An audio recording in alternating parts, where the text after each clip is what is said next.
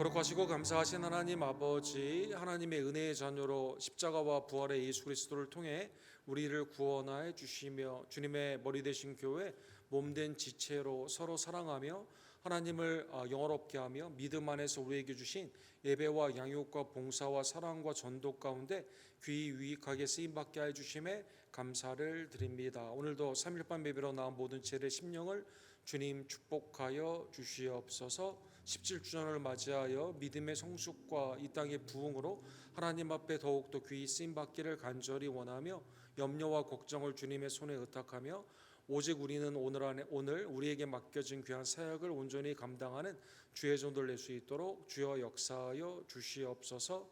연약한 우리 교회 종들을 주님 기억하여 주시고 나음과 치유의 역사가 하나님의 은총으로 충만케 되기를 원하며, 또 다음 주에 수술 예정 중에 있는 우리 박세희 입사님의 아버님을 주님 이 시간 고쳐주시고 온전케 하여 주시옵소서.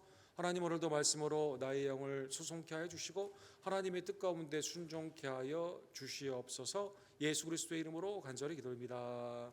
아멘. 하나님의 은혜의 말씀, 느헤미야 강의 10번째 시간, 우리 9장 1절에서 6절 우리 한 절씩 함께 교독합시다. 느헤미야 제9장. 그달 20나흘 날에 이스라엘 자손이 다 모여 금식하며 굵은 배 옷을 입고 티끌을 무릅쓰며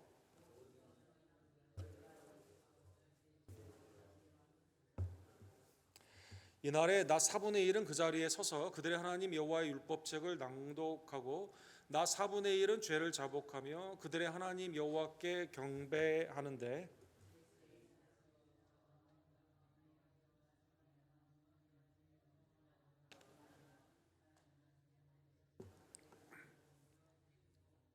또 레이 사람 예수아와 감미엘과 비니와 하삼느아와 세베레와 호디아와 스바냐와 부다이아는 이르기를 너희 무리는 마땅히 일어나 영원부터 영원까지 계신 너희 하나님 여호와를 송축할지어다.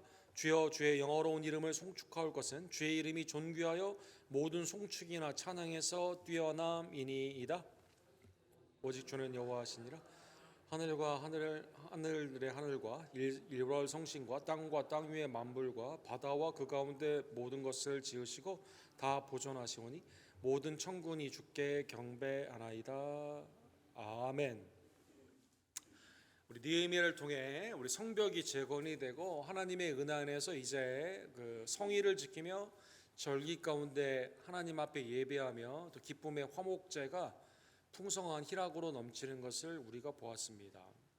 옛것을 복원하는 것은 굉장히 어려운 일이죠. 요즘 천주교에 굉장히 큰 논란이 있는 사건이 있습니다. 우리 스페인의 서빌이라는 곳에 있는 곳에 이제 여기에 이 도시를 상징하는 보호하는, 어떻게 보면 우상이죠. 이 성모 마리아가 이 도시를 보호한다고 생각하는 사람들이 필그미지라고 해서 이제 사순절에 이 행진을 쭉 이 가운데 하게 되는데, 이 성모 마리아 상을 앞에 두고 이렇게 하게 됩니다. 17세기에 아마 만들어졌다고 하는데, 오른쪽이 이제 오리지널 17세기에 만들어진 그 성상이라고 합니다. 마리아 상인데, 그런데 이게 이제 굉장히 오래되다 보니까 400여 년이 지나다 보니까요, 이게 이제 여러 가지로 이렇게 부서지고 또 탈색이 되고 이런 것들이 있어가지고 $20 밀리언, 그러니까 엄청난 돈이죠. 이걸 통해서 이 마리아 상과 그 다음에 이제 여기에 필그리미지에 사용되는 이 절기에 사용되는 것들을 이렇게 복원을 하게 되었습니다. 왼쪽이 이제 그림에 보시면 오리지널인데 약간 성모 마리아를 생각해서 만든 건데, 이 성모 마리아가 슬픔 가운데 눈물을 5방울을 이렇게 흘리는 것으로 오리지널이 이렇게 되어 있습니다. 그래서 오른쪽을 보시면 약간 얼굴이 환해졌죠. 그래서 에스테릭, 더 아름답게 표현하기 위해서 복원하는 분들이 약간 얼굴을 하얗게 했다고 합니다. 그리고 이제 눈 부위에 다크서클 같은 걸 많이 좀 없애고, 그 다음에 이제 중요한 실수를 했는데, 복원을 했는데, 이 성모 마리아의 눈물이 5방울이잖아요. 새로 만든 것은 3방울로 이렇게 만들게 됐다고 합니다. 그래서 지금 말도 안 되는 건데 캐톨릭 안에서 이게 지금 스페인에 있는 이 천주교 신자들이 일어난 거죠. 이 잘못 만들었다는 거죠. 백인 성형하듯이 이렇게 만들고 왜 5바구니인데 왜 3바구니냐라고 해가지고 여러분 놀라지 마십시오. 2명의 주교가 사임을 했습니다. 여기 책임을 지고 사임을 하게 되었습니다. 그리고 다시 이제 이걸 만든다고 합니다. 옛것을 복원한다는 것은 상당히, 그러니까 여기에 의미를 두게 되면 이 굉장히 어렵고 어떻게 복원하느냐에 따라 여러 가지로 이게 굉장히 어려운 것을 우리가 볼 수가 있는 것이죠. 이 건물은 복원하는데 그렇게 어렵지는 않았죠. 느헤미야를 통해서 이제 하나님의 은총 가운데 이게 복원이 되면서 기쁨으로 이게 이제 하나님의 예배와 그 다음에 이제 이방과 이스라엘의 경계인 예루살렘의 성벽이 잘 복원이 되었습니다. 그런데 신앙이 복원된다는 것은 이건 굉장히 다른 문제죠. 우리가 굉장히 디테일하고 여러 가지 것들로 복원하는 것도 굉장히 많은 기술이 필요하고 정성이 필요하게 되는 것처럼 신앙이 무너졌을 때 이걸 복원하는 게 이게 쉽지가 않습니다. 그래서 오늘 본문에 보면 지난주에 기쁨의 희락의 잔치가 있었는데 여호와를 기뻐하는 것이 너희의 힘이니라 라는 그것으로 기쁨이 있었지만 9장에 오늘 보게 되면 7월 20나흘날 7월 24일 날 8장 2절과 14절에 보면 이게 그 7번째 달이었다고 나오거든요. 7번째 달에 이제 그 티쉔이라고 하는 히브리 말이죠. 7번째 달에 이스라엘의 절기가 모여 있거든요. 이날 24일에 회개의 성회가 개최를 하게 되었습니다. 여러분, 이스라엘의 7번째 달, 이 태양력으로 말을 하면 10월경이 되게 되는데요. 이때 여러 절기가 붙어 있습니다. 여러분, 7월 1일 날은 나팔절이죠. 그래서 하나님께 나팔절 그 하나님이 이스라엘을 회복하며 함께 회중이 온전히 예배를 드리는 완전한 예배 가운데 나아가는 것이 나팔절입니다. 그래서 하나님의 은혜의 회복, 이스라엘을 회복시키는 하나님의 은혜 가운데 나팔절이 있죠. 그 다음에 10일은 어떤 날입니까? 7월 10일은 그레이트 오토먼트 데이라고 해서 이스라엘의 모든 죄가 이 2마리의 염소 대제사장이 한 마리는 이제 제물로 죽여서 하나님께 드리고 한 마리는 이제 아자젤이라고 하죠. 아사셀 이 염소를 광야로 내몰게 됩니다. 그러면 이 광야로 가서 이 염소가 죽게 되죠. 그리고 대속죄일에 대제사장이 지성소에 들어가서 이스라엘의 모든 죄를 하나님께 속죄의 은총을 받게 됩니다. 그래서 대제사장이 중보자의 공동체 역할을 하는 매우 중요한 일이 그레이트 어토먼트 데이 10일이다라는 것입니다. 그 다음에 이제 7월 15일부터는 하나님께서 이스라엘을 이렇게 숫곳이라고 하죠. 광야 가운데서도 먹이시고 입히시는 하나님의 은혜를 기억하며 수장절, 하나님의 온전한 가나안 땅까지 이끌게 되는 그 믿음을 바라보게 되는 고난 중에서도 하나님의 은혜가 우리 가운데 풍성했다고 하는, 그래서 장막을 치고 쓴 나무를 멀고 이스라엘의 광야의 고통의 기간들을 기억해 보며 하나님 앞에 감사해 보는 시간이 이제 초막절이 되게 됩니다. 이게 15일에 시작이 되게 됩니다. 그리고 일주일 후에 초막절이 폐회가 되게 됩니다. 그러면 7월 달에 이러한 중요한 절기를 마치고 느헤미야를 통해 에스라를 통해서 또 레위인들을 통해서 어떻게 모였습니까? 회개의 성회가 이 가운데 모였다는 것입니다. 그래서 오늘 본문에 보면 이스라엘의 자손이 다 모여 금식하며 굵은 배 옷을 입고 티끌을 무릅쓰며 모든 이방 사람들과 절교하고 서서 자기의 죄와 조상들의 허물을 자복하였다. 하나님의 은혜 안에서 회개 가운데 이제 이스라엘이 성벽은 지어지게 되고 성전도 2번째 성전, 규모는 작지만 하나님의 은혜 안에서 외형은 갖춰준 거죠. 그런데 더 중요한 것은 이스라엘의 공동체가 회개 가운데 금식으로 이방인의 풍습을 따르지 않겠다고 하는 절교와 그 다음에 자신의 죄뿐만 아니라 조상들의 아직도 썩어져가는 구습이 그 가운데 있었는데 이것을 타파하기 위해서 회개의 성회 가운데 이렇게 모이게 된 것입니다. 그래서 오늘 본문에 보면 이제 3절에 보면 예배로 모이게 되죠. 어떻게 예배를 모이게 될까요? 이날에 낮 4분의 1은 그 제자리에 서서 그들의 하나님 여호와의 율법책을 낭독하고, 낮에 4분의 1이라는 것은 약 3시간 정도 되는 시간인데 이걸 4등분해 가지고 12시간으로 낮을 보게 되었을 때 이 4분의 1은 3시간인데 말씀을 낭독하며 말씀을 이제 그 예배를 드리는데 말씀의 시간이 3시간이었다. 그 다음에 다른 4분의 1은 어떻게 했을까요? 죄를 자복하며 그 가운데 하나님께 경배를 드리게 되는, 그래서 회개, 기도와 찬양, 경배가 그 가운데 이제 3시간이 이렇게 되는 겁니다. 그러니까 총 몇 시간입니까? 6시간 정도 되죠. 우리 데니엘 브락이라고 하는 우리 유명한 구약 학자인데 이분이 이제 위튼에 오랫동안 사역하시고 거기에 최어 이제 구약학의 석좌 교수로 지금 계십니다. 이분이 쓰신 Recovering a Biblical Theology of Worship, 그러니까 성경적인 예배의 회복이다라는 소제목을 가지고 For the Glory of God, 하나님께 예배를 드린다라는 구약에 나오는 예배를 잘 정돈한 이러한 책이 있습니다. 이분이 이렇게 말씀하시죠. 성경에 나오는 예배는 오늘날 현대에서 효율적으로 짧게 예배를 마치고, 그러니까 예배 시간을 단축을 해서 짧고 효율적이어야 된다는 것과는 완전히 반대다라는 것입니다. 하나님의 임재 안에서 하나님이 함께하는 시간이기 때문에 충분히 하나님의 만족 가운데 하나님이 만족할 수 있도록 회개와 말씀 가운데 우리가 완전히 이 가운데 충만케 되는 시간이다라는 것입니다. 그래서 현대 목사들을 향해 이렇게 말합니다. 예배를 1시간 안에 끝낼 수 있고 1시간 안에 끝내야 된다는 강박관념에 있는 목사들은 참 목사가 아니다.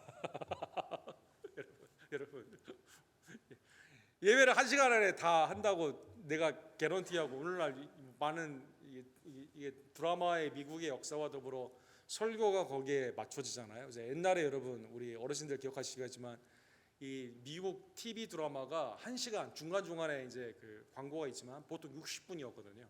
근데 이게 점점점 줄어가지고 지금 미국의 그 코미디나 이 드라마가 어떻게 잘라지게 돼도 26분 정도 이렇게 되는데 그러다 보니까 우리가 이제 이 어텐션 스팬, 그러니까 집중하는 시간이 점점 줄어들죠. 근데 요즘은 뭐 그 페이스북이나 아니면 유튜브 같은 뭐 짧은 릴 같은 게 나와가지고 금방금방 있기 때문에 이제 오랫동안 집중하기가 매우 힘듭니다. 성경에서는요 시간의 효율에 대해서는 말한 적이 한 번도 없다는 것이죠. 우리의 죄를 자복하고 하나님의 은혜를 온전히 감사하며 하나님의 말씀을 충분히, 그러니까 모든 성도가 그 가운데 다 성령의 충만함으로 잠기는 것이 곧 예배이다라는 것입니다. 그래서 본문에 보면 3시간, 6시간이니까 굉장히 길지만 이게 이때에는 하나님 앞에 죄를 자복하고 예배를 하는 충분한 시간이었다는 것입니다. 그래서 여러분 우리가 보통의 경우 문화적으로 정말 저도 참 목사가 아니어가지고 1시간을 이렇게 하려고 하는 그런 게 있지만 원래 성경적으로는 그렇지가 않다는 거죠. 그래서 여러분 길게 설교할 때도 있는 거고 하나님의 말씀 가운데 내가 길게 찬양과 경배 가운데 예배할 때도 있는 건데 여기에 이제 우리가 매이지 않고 열려 있어야만 되게 되는 것입니다. 오늘 본문에 보면 레위 사람들이 이 가운데 이게 모든 회중이 모였기 때문에 이게 여러 동시다발적으로 사이멀테니어슬리하게 다 지금 동시에 여러 레위 사람들이 오늘 본문에 보면 예배한 것을 볼 수가, 예배를 인도한 것을 볼 수가 있습니다. 4절에 보면 예수와 바니 감미엘 스바냐 분니 세바랴 바니 그나니가 단에 올라서서, 그래서 풀핏, 우리 지난주에 강대상 얘기했죠. 거기에서 큰 소리로 그들의 하나님 여호와께 부르짖고 이 기도를 인도하게 되는 거죠. 말씀을 인도하게 되는 거죠. 5절에 보면 레위 사람 예수아와 감미알과 바니와 하삼노아와 세바랴와 호디아와 스바냐와 부다히아와, 그래서 이름이 같이 있는 사람도 있고 다른 사람도 있는데 이 사람이 다 같이 일어나서 선포를 하게 됩니다. 영원부터 영원까지 계신 너희 하나님 여호와를 송축할지어다. 주여 주의 영어로운 이름을 송축하는 것은 주의 이름이 존귀하고 모든 송축이나 찬양에서 뛰어남이시니이다. 그렇죠? 그래서 1절과 2절에 보면 회개로 이 집회의 내용이 나와 있죠. 그런데 말씀이 선포됩니다. 그 다음에 찬양과 경배가 있습니다. 그 다음에 회개와 간구로 그 뒷부분이 굉장히 길게 나아간다는 것입니다. 그래서 오늘 본문에 전체 오늘 본문에 나오는 회개와 간구의 내용을 크게 네 가지로 생각해 보기를 원합니다. 이 창조하시는 모든 것을 창조하시고 모든 것을 주관하시는 하나님께서 오늘 본문에 보면 이스라엘을 택하여 주시고 하나님의 은혜 안에서 이스라엘을 통치하여 주시며 구원하여 주셨습니다. 그래서 7절에서 15절에 보면 창조주 하나님이 이스라엘에게 아브라함과 언약을 하여 주시고 그 다음에 이스라엘을 구원하여 주시게 된 것이죠. 그래서 7절에 보면 주는 하나님 여호와시라 옛적에 아브라함을 택하시고 갈대아 우르에서 인도하여 내시고 아브라함이라고 이름을 주시고, 그래서 아브라함과 언약을 한 거죠. 보통의 효율성을 따지게 된다면 아브라함은 이미 우상 아버지와 더불어 우상을 만드는 사람 아니었습니까? 이 아브라함은 나이가 들었고 그 가운데 효율적으로 보게 된다면 별로 쓸모가 없거든요. 근데 성경에 보게 되면 언약에서 부르시는 하나님께서는요, 나이나 조건을 보지 않습니다. 전적인 은혜 가운데 불러주신다는 것입니다. 그래서 아브라함이 아브라함으로 열조의 아버지, 많은 사람의 아버지로 하나님이 복을 주시기 위해 언약을 하여 주시게 되는 것이죠. 그리고 아브라함이 죄 가운데 무너지고 어려운 일도 많이 있었지만 그를 충성스러운 종으로 온전히 이끌면서 나중에는 어떻게 되죠? 이 사람이 이삭까지도 하나님께 드리게 되는 믿음의 성숙으로 나아가게 됩니다. 아브라함, 이삭, 야곱의 하나님께서 이스라엘을 이 400여 년 동안 노예 가운데 있었던 이 이스라엘을 구원하여 주시게 되는 것이죠. 9절에서 12절까지에 보면 하나님은 애굽 바로에서 이스라엘을 구원하여 주시게 됩니다. 그래서 홍해를 건너게 하시죠. 광야에서도 하나님의 은혜 가운데서 이방의 우상을 섬기는 자들을 이 가운데 물리치게 하여 주시고 하나님의 은혜 가운데 필요한 것을 공급하여 주시게 됩니다. 13절에서 14절에 보면 하나님은 그 위대하신 그 하나님께서 어떻게 하십니까? 이스라엘을 아브라함과 이삭과 야곱 가운데 언약으로, 그 다음에 이스라엘을 바로에서 구원해 줄 뿐만 아니라 시내산에서 하나님의 율법을 허락하여 주시게 되는 것이죠. 그래서 이스라엘이 하나님의 은혜 안에서 이제 하나님을 예배하는 제사장의 나라로, 말씀의 나라로, 안식일을 지키며 하나님께 경배하는 예배의 나라 가운데 구원을 받게 하게 되는 것입니다. 그리고 15절에 보시면 하나님께서는 반석에서 물을 내게 하십니다. 하나님의 만나와 메추라기로 이스라엘을 먹이시고 입히시며 가나안 땅으로 그들을 인도하여 주시게 된 것입니다. 그래서 첫 번째 보면 간구의 내용이 어떻게 할까요? 하나님을 송축하는 내용으로 되어 있습니다. 창조주 하나님이 우리 가운데 언약으로 나타나 주시고 구원과 인도하심으로 우리를 친히 인도하여 주셨다는 것입니다. 그런데 16절에서 30절에 보면 오늘 간구의 내용 가운데 조상의 죄들이 이 가운데 나오게 되죠. 이스라엘은 그럼에도 불구하고 하나님의 이 은혜를 거부하며 계속 불순종하게 되는 것이죠. 오늘 본문에 보면 목이 곧다라는 말이 많이 나오죠. 하나님 앞에 더 이상 겸손으로 주님을 섬기지 않아요. 목이 뻣뻣한 거예요. 사랑하는 여러분, 하나님의 은혜를 기억하지 아니하며 하나님이 주신 율법을 더 이상 감사히 여기지 않습니다. 순종하지 않습니다. 불순종하게 됩니다. 우상을 섬기게 되는 것입니다. 대표적인 예가 18절에 보면 금송아지를 만들어서 이게 우리를 구원한 여호와로다라고 말하게 됩니다. 또한 26절에 보면 하나님께서 이스라엘을 회개케 하고자 누구를 보내셨습니까? 하나님의 말씀의 종들인 선지자들을 보냈는데 어떡하죠? 선지자들을 말을 듣지 않고 선지자들을 죽이게 됩니다. 28절에 보면 가나안 땅에서 무엇을 흉내내게 됩니까? 우상을 흉내내게 된다라는 것입니다. 그래서 가나안 땅에서 악행을 저지르게 되게 되는 것이죠. 하나님 주신 평강을 기뻐하지 아니하며 배역 가운데 우상을 섬기며 그 가운데 스스로 죄의 자촉 가운데 인생의 괴로움, 나라의 노역 가운데 이 가운데 이스라엘이 나아갔다는 것입니다. 그리고 30절에 보면 하나님은 말씀을 준행하라고 계속 말씀과 율법과 율례를 주시지만 선지자들을 주시지만 하나님의 영으로 그들을 인도하여 주시지만 말씀을 행하지 않았다는 것입니다. 그래서 이 이스라엘의 불순종 조상의 그 죄악을 16절과 17절에 이렇게 잘 정리하고 있습니다. 우리 다 같이 읽도록 하겠습니다. 그들과 우리 조상들이 교만하고 목을 굳게 하여 주의 명령을 듣지 아니하고 거역하여 주께서 그들 가운데 행하신 기사를 기억하지 아니하며 목을 굳게 하며 패역하였다. 목을 굳게 하였다, 이 말이 계속 나오게 되는 것이죠. 모세도 그래서 이스라엘이 목이 굳은 백성이다, 인도하기가 쉽지가 않다, 모세도 몇 번 하나님 앞에 불평을 하게 되죠. 그래서 교만, 목을 굳게 하고 듣지 아니하고 거역하며 그 다음에 하나님의 은혜를 기억하지 아니하고 그 다음에 패역했다, 이 6번 온갖 불순종으로 하나님께 영광을 돌리지 아니하며 그 가운데 불순종으로 죄를 이렇게 짓게 되게 되는 것이죠. 그런데 놀랍게도 오늘 본문에 보면 하나님은 그럼에도 불구하고 긍휼과 은혜가 넘치는 이스라엘의 죄를 용서하여 주시며 하나님의 은혜 가운데 회복을 하여 주시게 됩니다. 이 두 가지 파트로 이렇게 나누어져 있는데, 광야에서 어떻게 하셨을까요? 하나님께서는 불기둥과 구름기둥으로 성령의 인도함 가운데 이스라엘을 인도하여 주시게 됩니다. 하나님의 은혜 안에서 그래서 20절에 이렇게 나와 있죠. 또 주의 선한 영을 주사 그들을 가르치시며 주의 만나가 그들의 입에서 끓이지 않게 하시고 그들의 목마름을 인하여 그들에게 물을 주었고 40년 동안 들에서 기르시되 부족함이 없게 하심으로 그 옷이 헤어지지 아니하고 발이 부르트지 아니하였다, 이렇게 나와 있습니다.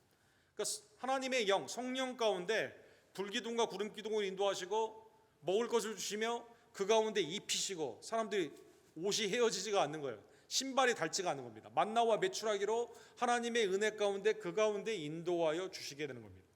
가나안 땅에 들어갔을 때는 어떻게 하셨을까요? 짓지도 않고 차지하지도 않았던, 전혀 이스라엘의 공로가 없었던 아름다운 성읍을 허락하여 주시게 됩니다.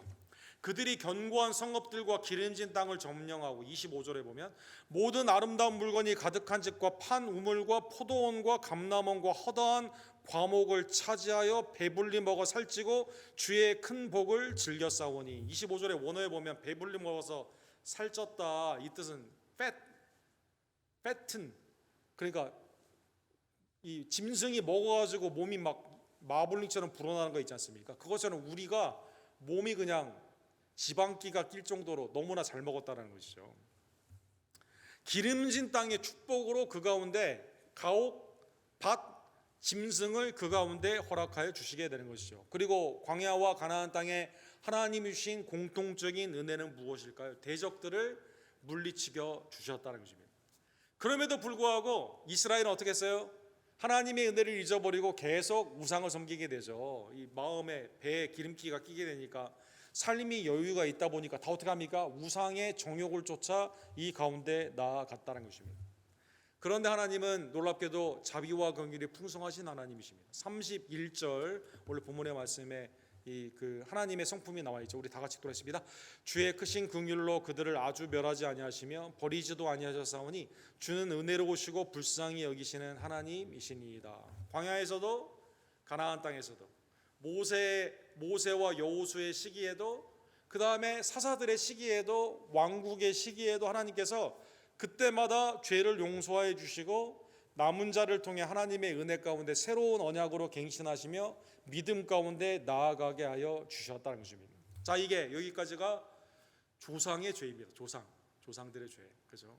그 죄로 말미암아 북이스라엘은 아수르에 멸망하고 남유다가 그 가운데 그 바빌론을 통해 멸망을 하게 되고, 우리도 지금 페르시아, 메도 페르시아의 그 바사 왕국 가운데 종으로 지금 있다는 것입니다. 그래서 오늘 본문에 32절에서 36절까지 보게 되면 우리도 이 가운데 죄가로 지금 고통받고 있는 것이죠. 34절에 보면 우리도 별 다를 게 없습니다. 우리 왕들과 방백들과 제사장들과 조상들이 우리의 율법을 지키지 아니하며 주의 명령과 주께서 그들에게 경계하신 말씀을 순종하지 아니하고, 똑같습니다. 조상이 그렇게 한 것처럼 지금 우리도 죄악들 된 거죠. 그 결과로 말미암아 하나님이 어떻게 하십니까? 주님이 내게 주신 큰 복을 잊어버리고 악행 가운데 우상을 섬기며 나아가게 되었을 때 어떻게 하죠? 하나님이 이방인의 노예로 끌고 가게 하시며 거기에서 고생하게 하신다는 것입니다. 지금도 고생이 너무 많아요. 37절에 보면 우리의 죄로 말미암아 주께서 우리 위에 세우신 이방 왕들이 이 땅에 많은 소산을 얻고 그들이 우리 몸과 가축을 임의로 관할하오며 우리의 곤란이 심하다 이렇게 나와 있습니다. 그래서 지금 너무 괴롭다는 것입니다. 왜? 무엇으로 말미암아? 죄로 말미암아 너무나 괴롭다는 것입니다.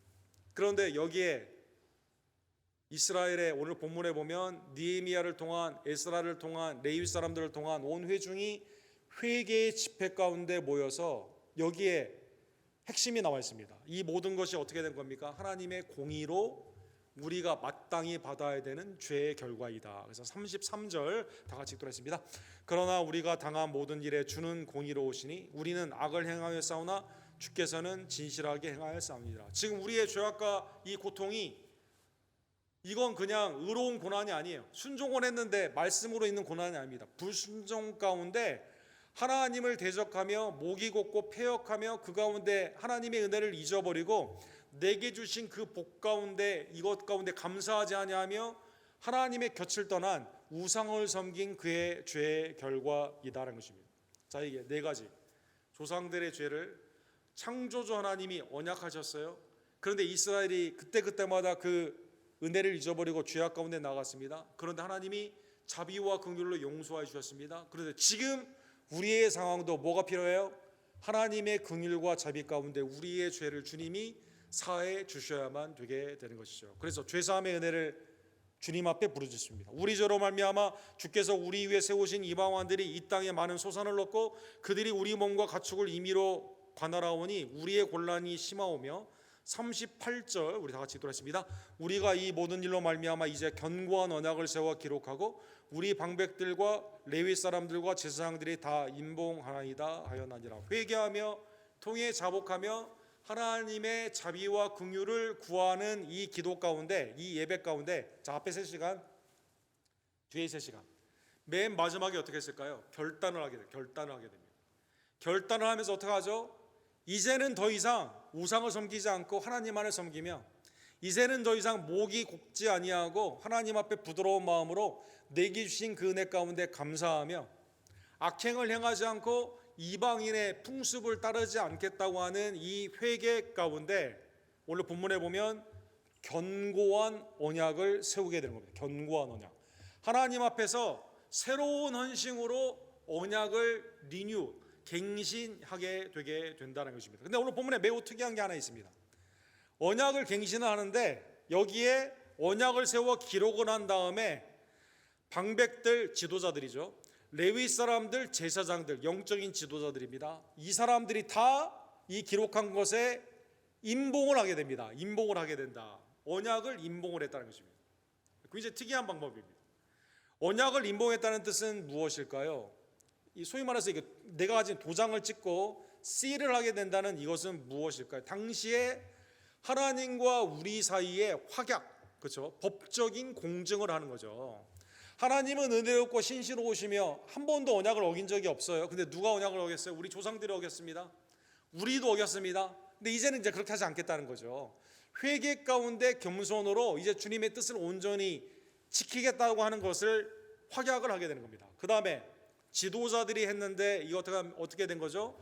지도자들이 임봉, 여기 오늘로 말하면 사인을 해서 이게 씨를 한다는 그 뜻은 뭘까요? 지도자들이 하고 회중들은 지키지 않는다는 뜻이 아니라 공동체가 연대에 함께 이 가운데 참여한다는 것입니다. 그 다음 더 나아가서 이 변개 없는 약속, 이거를 내가 지키기를 원합니까? 지키지 않기를 원합니까? 지키기를 원하는 거죠. 지키는 걸 약속을 하는 겁니다. 만약 안 지키면 어떻게 되는 거죠? 그러면 또 이방인이 와서 또 우리 압제하고 그 가운데 우리의 삶은 더 곤란해지게 되는 것이죠, 여러분. 에레미야 32장에 보면 하나님께서 에레미야에게 뭐라고 말을 하냐면요, 지금 남유다가 망하는데 땅을 사라고 아나돗에 땅을 사라고 말을 하게 됩니다. 땅을 사게 되는데 밭을 그러니까 여러분 이게 이 뜻은 무슨 뜻입니까? 지금 나라가 망했는데 땅을 왜 사요? 그러니까 돌아오게 되거든요. 포로로 잡혀가지만 70년의 기한이 지나면 돌아오게 되거든요. 그러니까 땅을 사는 제스처로 회복의 은혜 가운데 하나님께서 하나님께 온전히 믿어라는 뜻으로 땅을 사게 됩니다. 이때 임봉을 하게 됩니다, 여러분. 이 뜻은 뭡니까? 문서로 이 땅이 내 거다라는 것을 확인하는 겁니다, 여러분. 사랑하는 여러분. 하나님의 은혜 안에서 언약의 헌신으로 그 가운데 새롭게 하게 되는 겁니다. 예레미야 5장 21절에 보면 여호와여 우리를 주께로 돌이키소서 그리하시면 우리가 주께로 돌아가겠사오니 우리의 날들을 다시 새롭게 하사 옛적 같게 하옵소서. 언약의 갱신은 뭡니까? 하나님이 우리를 새롭게 해주셔서 우리가 새로운 언약으로 주님 앞에 이제 헌신하는 거죠. 하나님이 먼저 이니시 이 은혜를 주시고 그 가운데 우리가 이 언약 가운데 인복을 하면서 이제 주님 앞에 나아가게 된다는 것입니다. 언약의 오늘 본문의 갱신의 이 놀라운 역사가 구약에 보면 여러 번 있었습니다.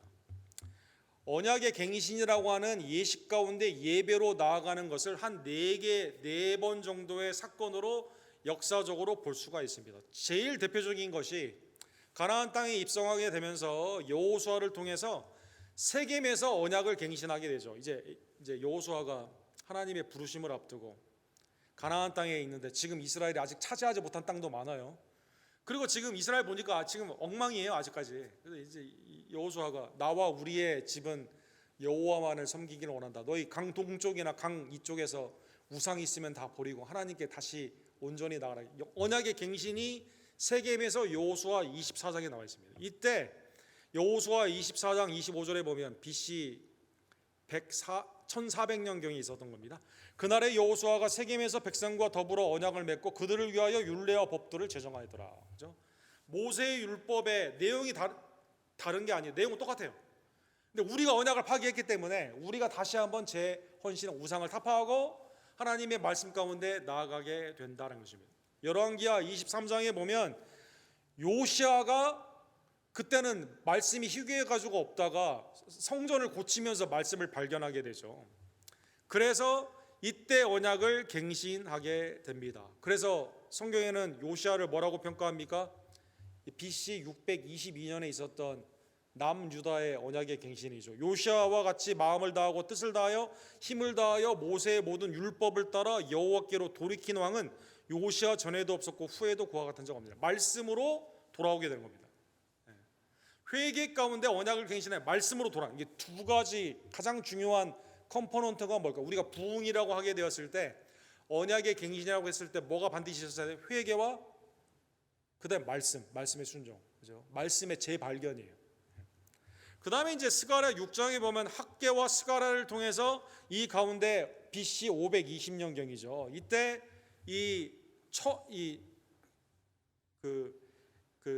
에스와와 수르바벨을 통해서 돌아온 이스라엘 백성들이 언약을 이때 갱신을 하게 됩니다. 이게 에스라 6장에 그 말씀이 이렇게 나와 있습니다. 유다의 장로들이 선지자 학개와 이도의 손자 스가랴의 권면을 따랐으므로 성전 건축하는 일이 형통한지라 이스라엘 하나님의 명령과 바사왕 고레스와 다리오와 아닥사다 조서를 따라 성전을 건축함이 일을 끝냈다 이렇게 나옵니다. 선지자의 말씀을 통해서 이스라엘이 새롭게 되게 되는 것이죠. 그 다음에 이제 에스라를 통한 언약의 갱신이 BC 458년에 있죠. 에스라 10장에 이렇게 나와 있습니다. 곧 주의 교훈을 따르며 우리 하나님 명령을 떨며 준행하는 자의 가르침을 따라 이 모든 아내와 그의 소생을 다 내보내기로 하고 우리 하나님과 언약을 세우고 율법대로 행할지니라 이렇게 되어 있습니다. 회개, 이방 여인을 내보내고 하나님의 말씀 안에서 다시 한번 언약의 갱신을 이렇게 하게 되는 것이죠. 자, 언약의 갱신이 이 앞에 4번, 오늘 니에미아를 통해 이렇게 있었습니다. 그런데 언약의 갱신이 쭉 지켜졌을까요? 지켜졌으면 갱신할 이유가 없죠. 사랑하는 성도 여러분. 인간의 우매한 죄 가운데 있는 우리의 죄의 끈질긴 관성이죠. 그래서 사랑하는 성도 여러분, 오늘 이 모든 언약의 갱신의 성취는 누구일까요? 영원히 변치 않는 새롭게 될 언약이, 그러니까 갱신될 필요가 없는 그 언약은 무엇일까요? 그리스도로 말미암는 새 언약이다라는 것입니다. 고린도후서 1장 20절에 보면 하나님의 모든 약속, 구약에 있는 선지자와 시편과 모든 모세의 말씀이 예수 그리스도의 고난과 영광, 부활에 대한 말씀 아닙니까? 그리고 과거에 있는 에판겔리온이라는 단어인데 언약에 있는 약속 아닙니까? 이 약속은 하나님의 모든 약속은 누가 성취한 겁니까? 예수 그리스도가 성취하는 거죠. 그래서 고린도후서 1장 20절에 바울 사도가 고린도 성도들에게 이렇게 말합니다. 우리 다 같이 돌아있습니다. 하나님의 약속은 얼마든지 그리스도 안에서 이해가 되나니 그런즉 그로 말미암아 우리가 아멘하여 하나님께 영광을 돌리게 되는 거니라. 그리스도로 말미암아 모든 약속이 아멘 되는 거죠. 아멘. 언약을 누가 이니시에이트 했습니까? 예수님이 이것은 너희를 위한 내 몸, 너희를 위한 내 피니. 새 언약, 죄 사함을 위한 새 언약의 피다. 주님이 이니시에이션 이걸 시작하고 온전히 마치신 거죠. 언약을 누가 킵했습니까? 누가 완전히 순종했습니까? 그리스도께서 순종하셨죠. 겟세마네 동산에서 아버지의 뜻을 이루기를 원하고 십자가에서 우리의 대속의 속죄의 제물로 우리를 위해 돌아가지 않았습니까? 부활하시고 지금도 세상 끝날까지 함께 하십니다. 누가 언약을 지금 지키고 계시죠? 우리를 위해 지금 순종하고 계시죠? 예수님이 순종하고 계시는 거죠. 언약을 어겼을 때 사랑하는 성도 여러분, 제물을 드리고 아사셀처럼 그 다음에 언약을 갱신했을 때 항상 제물로 하나님 앞에 하나님이 그걸 흠양하시고 죄를 용서해 주지 않습니까? 언약을 어겼을 때 누가 희생을 합니까? 누가 희생제물입니까? 여러분, 예수님이 우리를 위해 십자가에서 돌아가셨죠. 아니 언약은 우리가 깼는데 주님이 우리를 위해, 그렇죠? 어톤먼트, 어토너라고 하죠. 그래서 언약의 대가, 죄로 말미암아 언약을 깬 그 벌금, 그렇죠? 페널티, 퍼니시먼트, 그 벌의 그 모든 것을 누가 담당하셨습니까? 예수님이 담당하셨다는 것입니다. 예수님은 이 언약을 보증하여 주셨습니다. 십자가에서 죽으시고 부활하셔서 지금도 우리를 위해 중보하시죠. 우리에게 성령을 보내주셔서 우리와 함께 지금도 역사하고 계신다는 것입니다. 더 나아가 주님은 영광의 날에 다시 우리 가운데 오시게 되게 되는 것이죠. 모든 언약, 아브라함의 언약, 모세의 언약, 다윗의 언약, 모든 갱신이 그 가운데 있었지만 인간이 실패해서 갱신했지만 예수 그리스도의 새 언약은 이 모든 것의 성취로 단번에 생명을 들이신 예수 그리스도를 대신할 다른 짐승이 없는 거죠. 영원한 언약으로 우리 가운데 지금 함께하고 계신다는 것입니다. 그러므로 이 언약의 예수 그리스도의 주됨을 다시 한번 기억하며 여러분과 저도 매일의 삶 가운데 온전히 주님 앞에 회개로 나아가며 주님의 말씀에 순종하는 주의 종들 되기를 주님의 이름으로 간절히 축원합니다. 요한일서 1장 8절에서 10절에 보면 우리가 죄가 없다 하면 거짓말장이죠. 근데 우리에게 좋은 소식이 있습니다. 만일 우리가 우리 죄를 자백하면 요한일서 1장 9절에 보면 그는 밉보시고 우러오사 우리 죄를 사하시며 우리를 모든 불의에서 깨끗하게 하실 것이요. 그렇죠. 죄 가운데 넘어졌을 때 우리는 주님 앞에 나와 우리의 죄를 자백하게 됩니다. 그렇죠. 예배 가운데 하나님의 은 안에서 우리의 사죄의 선언을 기다리며 온전히 주님 앞에 우리의 죄를 고백하죠. 죄인이면 죄인일수록 더 주님 앞에 나오는 것이 복음이죠. 그렇죠. 내가 주님 앞에 나아가는데 너무나 많은 죄를 지었기 때문에 난 교회 못 다녀요. 아니죠. 그럴수록 더 주님 앞에 교회로 나오게 되는 거죠. 고린도후서 3장 6절에 보면 하나님께서 여러분과 저에게요 이 복음 가운데 우리를 구원하실 뿐만 아니라 회개와 말씀의 이 복음을 증거하는 일꾼으로 또한 삼아 주셨습니다. 또한 그가 또한 우리를 새 언약의 일꾼 되기에 만족하게 하셨으니 율법 조문으로 하지 아니하시고 오직 영으로 함이니 율법 조문은 죽이는 것이요 영으로는 살리시는 것이라. 여러분과 제가 주님의 말씀에 순종하며 하나님의 뜻 가운데 나아갈 수 있도록 주님이 우리에게 무엇을 주셨어요? 시내산의 율법 돌비에 새긴 것이 아니라 우리에게 영으로 새겨주셨어요. 하나님의 성령 안에서 여러분과 제가 주의 일 가운데 하나님의 살리는 성령의 살림의 그 복음의 사역 가운데 우리가 나아가게 된다는 것입니다. 회개와 말씀으로 여러분과 제가 주께 나아가며 주님 앞에 순종하는 주의 종들 되기를 주님의 이름으로 간절히 축원합니다. 두 번째로는요, 날마다 하나님의 은혜의 말씀 가운데 새로워지는 주의 종들 되기를 간절히 원합니다. 일주일에 한 번이면 예배에 족하지 않냐? 그렇지 않죠. 매일의 삶의 예배 가운데 주님과 동행해야 되는 거죠. 사탄마귀 원수가 일주일에 한 번만 우리를 미혹할까요? 아니죠. 24/7 우리를 미혹하죠. 믿음 안에서 세상을 닮아가지 아니하며 마지막으로 하나님의 은혜 안에서 온전히 새롭게 되는 매일 주님의 은혜 가운데 새롭게 되는 주의 종들 되기를 주님의 이름으로 간절히 축원합니다. 로마서 12장 1절과 2절에 보면 그러므로 형제들아 내가 하나님의 모든 자비하심으로 너희를 권하노니 너희 몸을 하나님이 기뻐하시는 거룩한 산제물로 드리라 이는 너희가 드릴 영적 예배니라. 그죠? 영적인 예배인데 우리의 몸을 드린다고 표현했어요. 이게 본문에 나오는 소마, 몸은 뭡니까? 우리의 삶이죠. 삶을 주님 앞에 드리게 되는 거죠. 어떻게 그러면 드릴까요? 오늘 본문에 2절에 나와 있습니다. 2절 우리 다 같이 읽도록 하겠습니다. 너희는 이 세대를 본받지 말고 오직 마음을 새롭게 함으로 변화를 받아 하나님의 선하시고 기뻐하시고 온전한 뜻이 무엇인지 분별하도록 하라. 이 세대 안에 있으면 우리가 그걸 본받게 되거든요. 어떻게 우리의 몸을 하나님이 기뻐 받으시는 거룩한 산 제물로 드릴 수 있을까요? 날마다 세대를 본받지 않고 마음을 새롭게 하는 겁니다. 구약의 예를 들면 시편 51편 10절에 나단 선지자가 다윗에게 우리아의 아내 밧세바를 범한 그 죄를 깨닫게 하고 회개하였을 때 다윗이 이렇게 말하죠. 하나님이여 내 속에 전한 마음을 창조하시고 내 안에 정직한 영을 새롭게 하소서, 이렇게 말하고 있습니다. 세상을 닮지 아니하고 그리스도의 십자가의 은혜를 기억하며 회개 가운데 여러분과 제가 새롭게 되는 겁니다. 사도행전 3장 19절에 보면 베드로 사도는 이렇게 설교합니다. 그러므로 너희가 회개하고 돌이켜 너희 죄 없이 함을 받으라. 이같이 하면 새롭게 되는 날이 주 앞에로부터 이를 것이요. 어떻게 새롭게 됩니까? 이 세대를 본받지 말고 마음을 새롭게 하는 것이 어떻게 새롭게 합니까? 말씀으로 회개하며 새롭게 된다는 것입니다. 그리고 하나님의 선하시고 기뻐하시고 온전한 뜻이 무엇인지를 분별하여 우리가 순종으로 나아가게 되는 것이죠. 오늘 본문의 말씀을 기억하며 사랑하는 성도 여러분, 하나님께서는 우리의 죄를 자복하는 것을 기뻐하십니다. 이미 그리스도를 통해 새 언약의 충만한 은혜를 주셨기 때문에 그리스도께 의지하며 회개하는 자를 주님은 기뻐하십니다. 회개할 때 천국에 잔치가 열린다고 주님 말씀하시죠. 하나님은 또한 무엇을 기뻐하십니까?